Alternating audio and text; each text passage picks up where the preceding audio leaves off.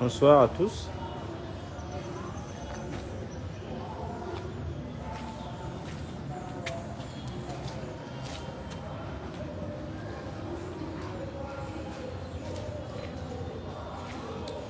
Bonsoir, je suis obligé de faire ce direct.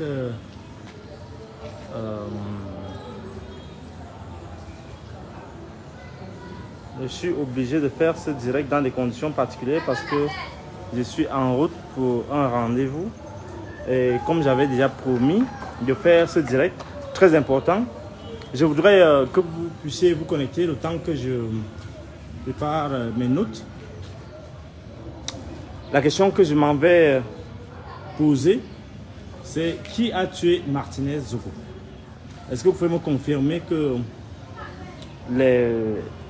la voix et l'image sont passables parce que je suis dans un endroit où je ne peux pas avoir des conditions meilleures que ça, s'il vous plaît.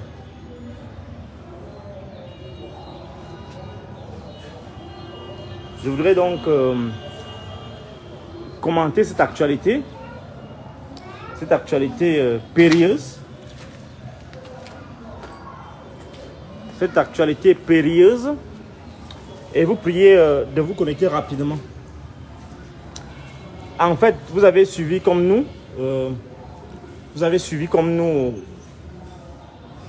ce qui s'est passé vendredi, c'est-à-dire la publication de l'ordonnance de remise en liberté de M. Eko et de M. Amour-Belinga.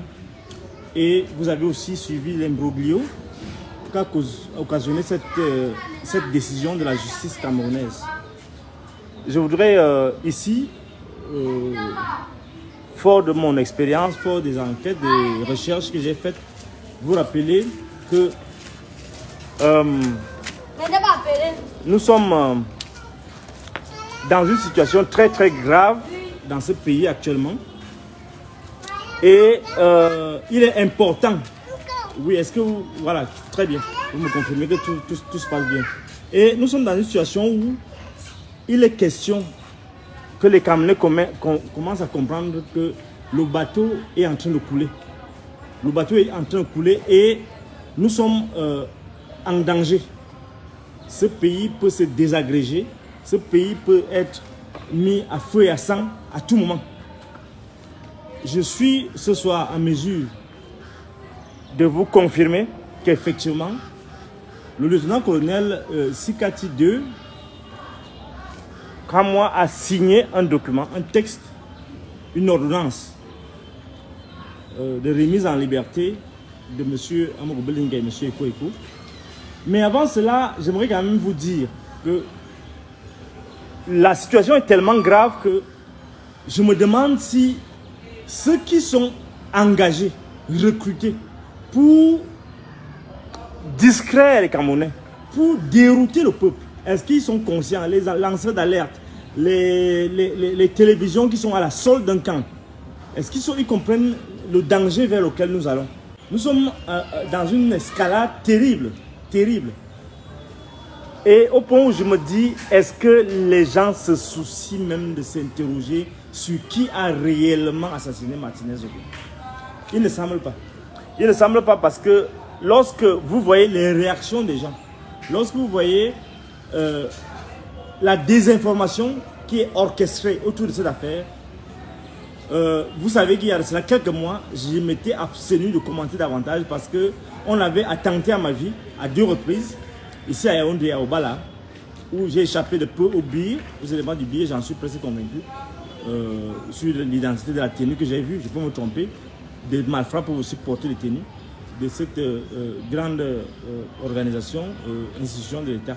Mais je voudrais bien dire aux Camerounais que ce n'est pas parce que le mensonge est gros, parce qu'il est répété maintes fois, qu'il va passer.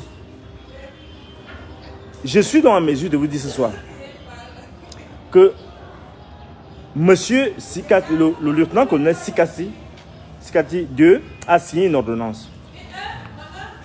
Je voudrais quand même vous lire un petit extrait de cette ordonnance-là, parce que les gens prennent ça très à la légère.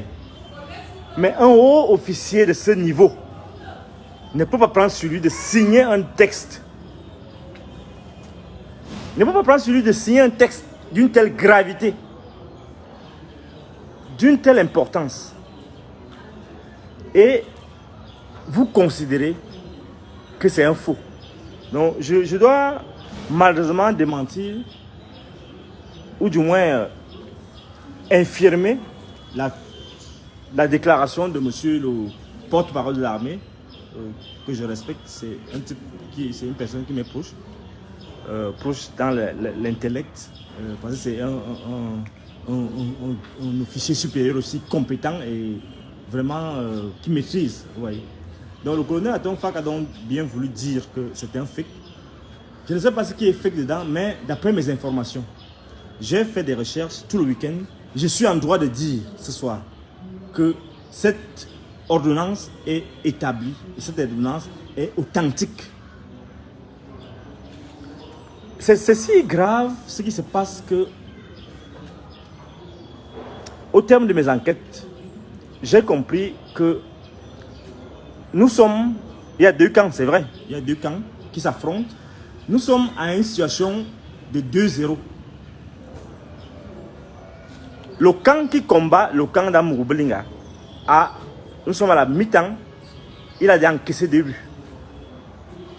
Il a encaissé 2 buts et tout le tralala que les gens sont en train d'organiser, c'est pour décimer l'État, c'est pour mettre en difficulté le chef de l'État, c'est pour discréditer même les institutions, discréditer le Cameroun à travers le monde.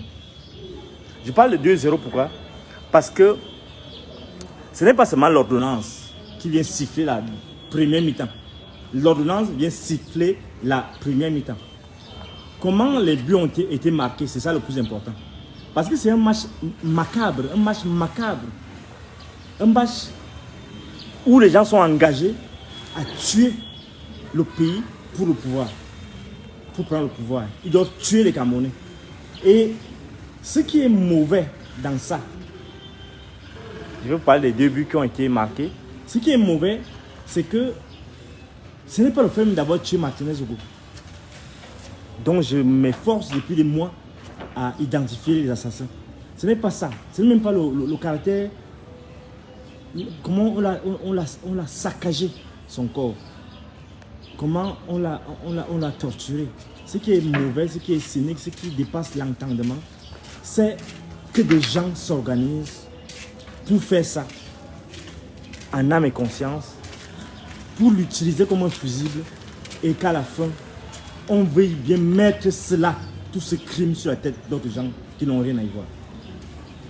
J'ai dit quelque part que Amourou Belinga et Eko sont peut-être même infréquentables, mais dans le cas d'espèce, donc, le juge d'institution a dit que ce n'est pas Amourou Belinga, ce n'est pas Eko. Et si vous voulez, les 2 buts, c'est quoi? Le premier but, c'est qu'on confronte Dangwe avec Amourou Belinga. Je ne devrais pas dévoiler tous les éléments de l'enquête parce que je suis cette enquête de très près. Ce que les gens ne savent pas, c'est qu'il y va de ma crédibilité en tant que penseur, en tant que philosophe, si vous voulez, de la République.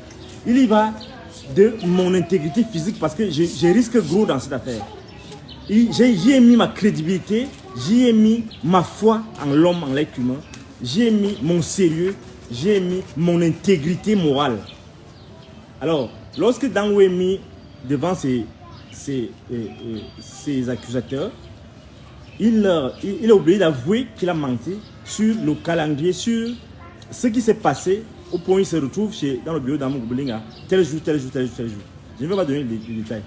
Alors, il est mis en difficulté et on lui montre les vraies raisons pourquoi il était parti voir Amourou Belinga. Et c'est des raisons proprement privées. Ça n'a rien à voir avec ce qu'on dit, et je sais de quoi il s'agit. Mais, premier but, il est donc défait. Deuxième but, c'est lorsque on fait l'expertise du film. Les gens ont fabriqué un film. Telle heure, voici comment il a été enlevé. À telle heure, tic. Pour eux, c'est un jeu. Ils jouent avec la vie des gens. Ils ont fabriqué un film. Ils ont fait le montage d'un film. Je crois que c'est le commissaire, ou bien c'est Meka, ou bien Mova. Il va s'identifier. Je n'ai pas besoin de donner les détails parce que s'il donne les détails, les gens pourront facilement se retrouver. Je suis en droit donc de dire ici qu'un commissaire de police du nom de Meka ou Meva, vous allez vous-même distinguer, je refuse de donner le nom exact, a créé de toutes pièces un film de la mort de Martinez Zogo, avec des références, avec des incohérences, avec un ensemble d'invraisemblances qui ont attiré l'attention du juge, du grand juge Sikati, qui était au contraire de le mettre en difficulté. Et lorsque, soi-disant, on disait qu'on doit retirer cette preuve, on leur dit non, c'est une preuve à décharge. C'est une preuve à décharge. Je crois que dans ces conditions-là, le juge a rendu son verdict. Et on ne peut que dire ce soir que nous avons des grands officiers supérieurs d'armée, de notre armée. Nous avons des hauts magistrats qui croient encore à la justice. Et vous savez, une république sans justice n'en est pas une. Je suis affligé, je suis meurtri, je suis touché lorsqu'on voit ce spectacle, lorsqu'on voit une chaîne de télévision comme Equinox TV, lorsqu'on voit des grands journaux comme La Nouvelle Expression prendre fait et cause pour un camp sans se soucier le moins du monde de la vérité, sans faire le moins d'effort de faire l'enquête comme je l'ai fait tout le week-end, ou aller sur la base de ces éléments pour dire que c'est Amogo Blinga qui l'a tué. C'est-à-dire que les gens ne se soucient même pas de savoir qui a fait quoi dans ça. Ils ont trouvé leur coupable, ils ont identifié le modus operandi, ils ont établi un emploi de temps, ils ont établi un ensemble d'accusations, ils ont établi même déjà en avance le verdict de la justice. Et il en est de même pour ceux qui sont prétendument se réclament d'être des lanceurs d'alerte, mais qui sont certainement à la solde d'un camp. On ne peut pas laisser un pays comme ça sous le prétexte qu'on a reçu de l'argent. Et c'est les mêmes gens qui accusent les autres, qui se soucient seulement de la vérité. Moi, j'ai pris sur moi de réunir les chefs de chez moi pour aller sur le terrain, invoquer nos ancêtres, essayer de comprendre les tenants, essayer de dire au président de la République notre ras-le-bol. Peut-être le juge Sikati est maintenant dans une situation, la situation qu'ont vécu mes chefs. C'est-à-dire que nous sommes dans une situation où des pressions terribles sont exercées sur vous pour revenir, pour se dédier. Et lorsque j'ai vu ce que j'ai vu dans les réseaux sociaux, où en dehors de l'ordonnance, où il y aurait une lettre que le juge aurait écrite au commissaire du gouvernement, c'est peut-être dans cette situation-là dans laquelle il se trouve, mais il ne me semble pas, parce que ce monsieur, d'après ce que j'ai entendu de lui, d'après tous les témoignages que j'ai recueillis, d'après mes informations, ce monsieur ne peut pas avoir signé, ne peut pas se dédier à ce niveau-là. Vous savez, j'ai eu la chance de rencontrer deux ou trois généraux de l'armée et d'autres colonels importants de l'armée. Tout récemment encore, je suis avec certains mes anciens ennemis de la CEMIL. Mais quand on apprend à les connaître, quand on essaye de creuser, quand on va avec une image d'ouverture, on comprend l'importance de certains hommes dans ce pays. Si certaines hautes personnalités de l'armée, de la justice n'étaient plus là, ce pays serait déjà en lambeaux. Donc il est important que vous compreniez qu'un juge de cet acabit ne peut pas prendre sur lui de voir sa signature au bas d'un document qui n'est pas la sienne et laisser cette affaire sans interpeller les avocats des mises en cause, sans interpeller le greffier. Donc à mon niveau, je suis en droit de vous dire ce soir que ce qui est orchestré dans ce pays, ce qui se joue dans ce pays, c'est la mort de Kambomé, c'est déjà la mort de la justice. On a programmé la mort de la justice. Et lorsqu'on programme la mort de la justice, c'est qu'on veut prendre, c'est un coup de force, on veut prendre le pays par la force. Et je suis peiné parce que j'insiste, on ne peut pas voir des outils d'information comme La Nouvelle Expression, comme l'Equinox, qui ne se soucient pas de savoir qu'est-ce qui se passe, mais qui ont décidé d'orchestrer. Et je ne sais pas ce que Séverin Tchunke, que j'apprécie beaucoup parce que parmi les, et je peux le dire ce soir, parmi tous les PDG de télévision du Cameroun, c'est le seul qui a pu m'appeler dans son bureau un jour et me dire, bon, vraiment, j'apprécie ton travail. Voici, je lui dis, bon, je te donne les livres. Il me dit, non, non, non, je t'encourage. Il m'a donné 280 000, je me souviens bien. C'est le seul. Il a fait avec une telle spontanéité que j'ai cru que c'était quelqu'un de sincère, quelqu'un de très, très sérieux. Malgré que j'ai dû refuser sa proposition par rapport à bon, son intervention qu'il voulait faire en ma faveur parce que j'avais discuté auprès du SGPR. Donc je l'ai refusé parce que pour moi je ne voyais pas l'importance de passer toujours par le président de la République, le SGPR, pour résoudre les problèmes des gens. Famille doit résoudre certains problèmes qui sont à son niveau. Il n'est pas ministre d'État pour rien. Ngongo aussi est ministre d'État. Donc pour moi je ne voyais pas l'importance. Donc j'ai donc gardé de lui donc cette image de quelqu'un d'ouvert, de quelqu'un d'humble, de très humble, quelqu'un de large en plus, qui avait de l'empathie pour ma situation. Mais quand je vois le traitement qu'il réserve à cette affaire, je vois cette dérive déontologique, éthique, ça m'interpelle. Et je prends le point, je l'interpelle parce que il faut savoir qu'après les Ngongo, après les Amougou-Belninga, nous allons rester. Le pays va avancer. Et on ne peut pas avancer avec le faux. On ne peut pas prétendre dire qu'on combat pour le changement et entretenir cette complicité avec le crime. Oui, parce que même si ce n'est pas Ngongo, mais laissez la justice faire son travail. Ne faites pas pression que non, c'est que c'est un Mougolinga. À moins que ce soit dans une sorte de dynamique d'intérêt villageois qui se dissimule derrière cette prétendue lutte pour la justice. Donc, il est question pour moi de vous... Madame, circulez.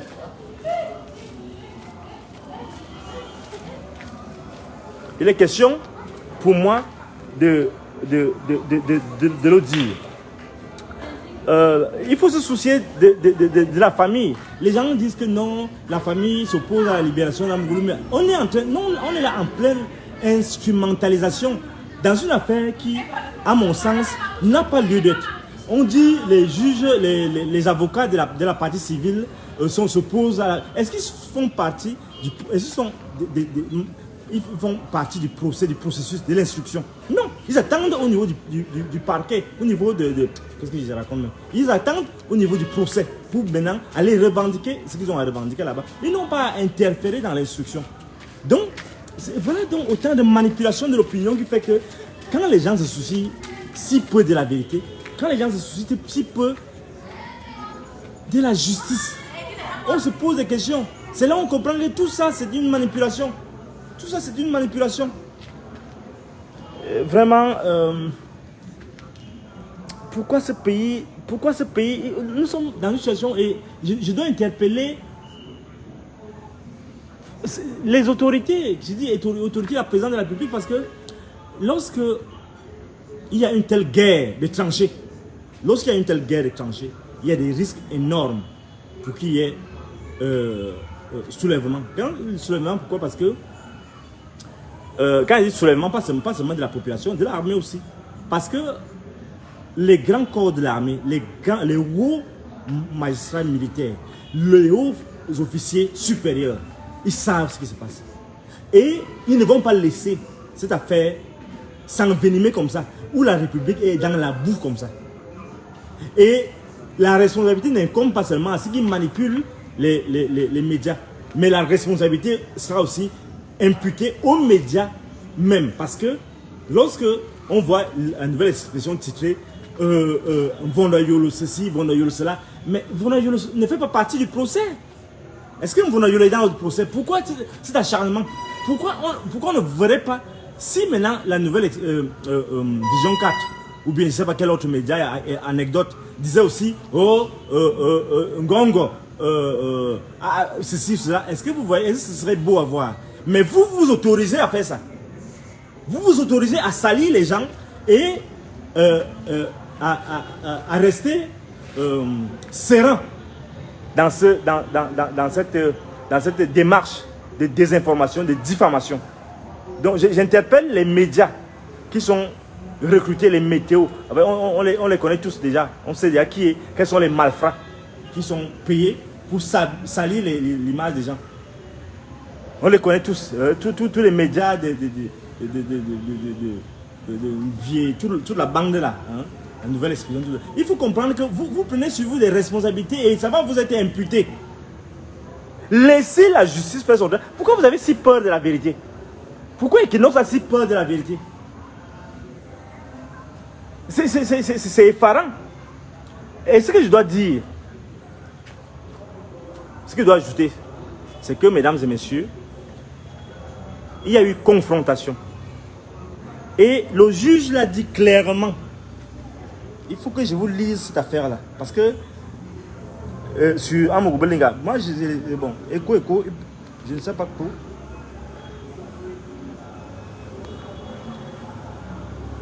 Pour attendu, je vais lire parce qu'il faut faire l'analyse des textes. Attendu pour ce qui est de Amogo Belinga, Jean-Pierre. Vous savez, je ne parle pas d'Eco parce que les gens comme Eco, directeur de la DGRE, les gens, il est dans des affaires compliquées, donc je ne peux pas m'intervenir dans cette affaire parce que je ne sais pas qui peut lui en vouloir au point de dire que je vais finir avec toi cette fois-ci, même si c'est vrai, même si c'est faux. Donc ça ne me concerne pas. Ce qui me concerne, parce que ça c'est des affaires d'État, donc je ne peux même pas parler de ça. Moi je parle du petit Amogo Belinga. Entre guillemets, je dis petit parce que lui n'est pas dans les affaires d'État en tant que tel, dans le sens où il a un commandement, il commande à une institution telle que peut-être la DGRE ou bien quelque chose comme ça. Non. Il est dans une démarche républicaine de recherche peut-être de son pain quotidien. Donc, on ne peut pas se permettre de dire qu'il est impliqué dans une affaire qui n'est pas de son ressort. Il ne peut pas donner les ordres. Et vous voyez, quand vous lisez le document, vous dites, attendu pour ce qui est de Amogo Belinga, Jean-Pierre, qu'il a été interrogé au fond et a réfuté les faits mis à sa charge. Que sur les numéraires prétendument remis à Dangwe, Justin, pour financer l'opération, Dangwe a déclaré que Amogo Belinga lui avait donné la somme de 2 millions de francs CFA pour ses besoins personnels, ainsi qu'il avait l'habitude de le gratifier de différentes sommes d'argent presque chaque fois qu'il allait lui rendre visite à ce dernier. On dit encore quoi? Attendez, je vais... il faut lire ça pour que les gens comprennent. Il dit aussi que Dangwe a du reste, écoutez bien, que Dangwe a du reste précisé que Amogo Belinga ne pouvait pas lui donner une quelconque mission concernant Martinez, car n'en ayant pas qualité. Écoutez bien, hein, vous dites que quand un juge, un lieutenant-colonel dit ça, lui il manque, il fait le fake. Mais respectons notre armée, respectons la justice, respectons ces officiers, ces hauts, je vais me dire ça, hauts officiers de l'armée. Vous dites que c'est un plaisantin, il plaisante. C'est incroyable. Que d'ailleurs, lors de sa visite à Amogo Belinga, la mission Martinez Zogo avait déjà commencé. Dangwe, lui, vous dit que quand il est parti dans la visite à Amogo Belinga, la mission avait déjà commencé. Donc l'opération avait déjà commencé. Donc lui-même, il reconnaît qu'il voulait faire diversion. Et c'est pas tout. C'est pas tout. Attendu que... Madame, circulez.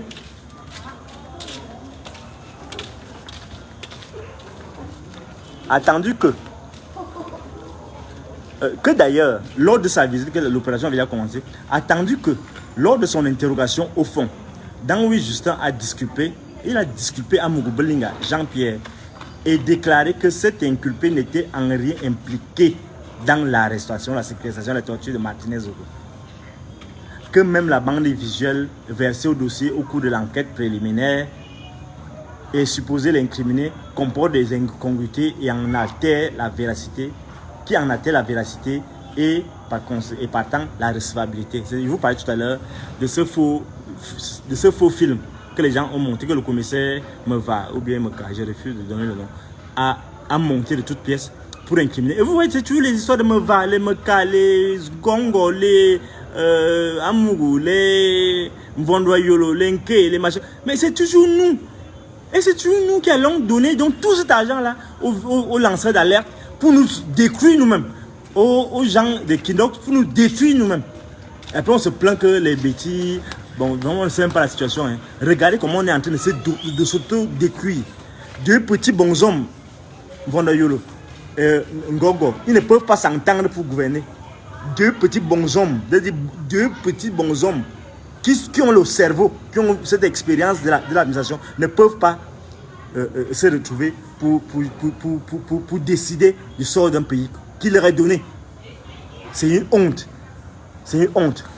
Et je dois vous dire ce soir que dès le 21 novembre, l'autorité supérieure était informée de ça. Le ministère, il savait qu'il y aura cette décision, cette ordonnance de mise en liberté. Je suis en droit de vous le dire ce soir, que dès le 21 novembre, ça fait longtemps, hein, ça fait longtemps, les autorités savaient que cette ordonnance devait être signée.